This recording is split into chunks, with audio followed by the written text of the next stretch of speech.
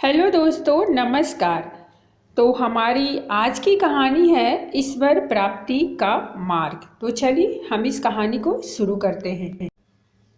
बहुत समय पहले की बात है जब ईश्वर को लेकर बहुत चर्चाएं चला करती थी।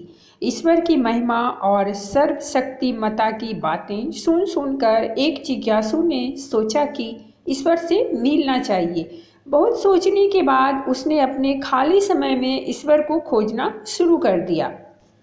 काफ़ी खोजने के बाद भी जब उसको भगवान नहीं मिले तो वह एक मंदिर में गया और पंडित जी से बोला, पंडित जी, मैं ईश्वर से मिलना चाहता हूँ, कृपया आप मुझे ईश्वर के दर्शन करवाइए।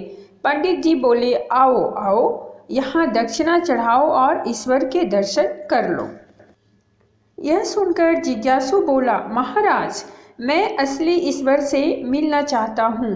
पंडित जी बोले, फिर तो तुम्हें किसी योगी के पास जाना चाहिए। जिज्ञासु ने पूछा, मुझे योगी कहाँ मिलेंगे? पंडित जी ने कहा, यहाँ से 2 योजन दूर एक पहाड़ी पर एक योगी महाराज रहते हैं।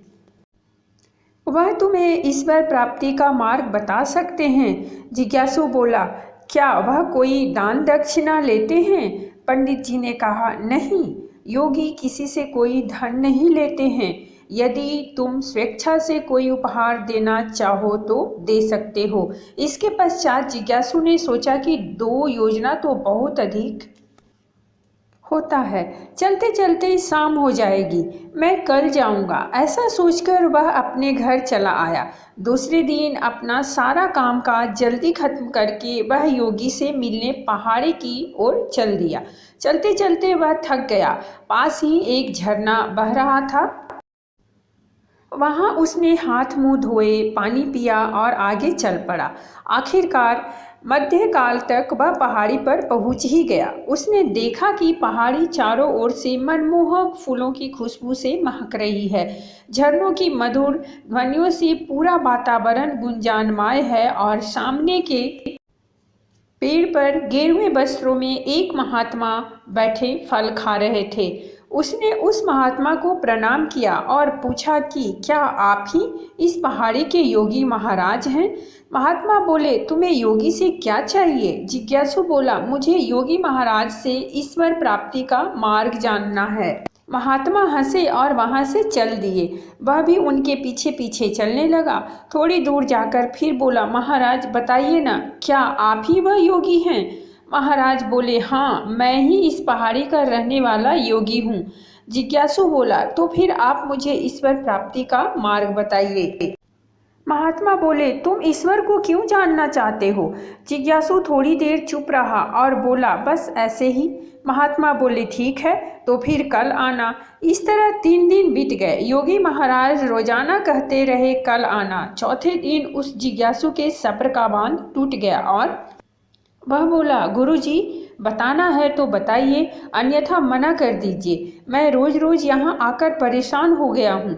महात्मा बोले, चलो ईश्वर से मिलने से पहले स्नान कर लें। यह कहकर वह दोनों एक नदी के किनारे पहुँचे। नदी के किनारे पहुँचकर महात्मा ने पूछा, क्या तुम्हें तैरना आता है? जिज्ञासु बोला, नहीं गुरुजी, मैंने तैरना नहीं सीखा क्योंकि मुझे पानी में उतरने से बहुत डर लगता है। यह सुनते ही महात्मा ने उसे नदी में धक्का दे दिया। गिरते ही वह चिल्लाने लगा, हाथ पैर मारने लगा और डूबने लगा। थोड़ी देर बाद महात्मा ने उसे बाहर निकाला और पूछा, जब तुम पानी में डूब रहे थे उस समय तुम्हें सबसे अधिक चाहत किस चीज़ की थी?